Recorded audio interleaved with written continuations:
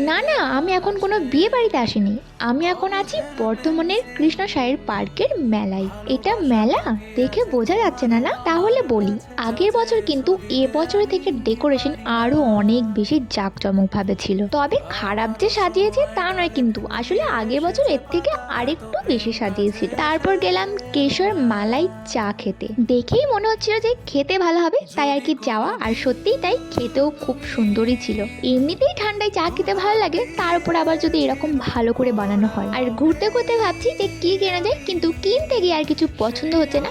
যাই হোক, ওসব কেনাকাটি বাদ দিয়ে আমরা চলে গেছিলাম তারপর গরমা গরম মোমো খেতে। আর এই মেলাতে মোমোর দোকান চুজ করা কিন্তু খুব টাফ। কার দোকানে মোমো যে ভালো হবে সেটা বুঝতে বুঝতেই আধ ঘন্টার সময় এমনি পেরিয়ে যায়। তারপর আমরা গেছিলাম আবার প্রদর্শনী ওখানে। আর এই অ্যাডিনিয়াম কিন্তু আমাদের ঘরেও এক পিস রয়েছে, হ্যাঁ। আর এই ফুলগুলো দেখো শুধু, বাপরে বাপ। তো চলো, বাই।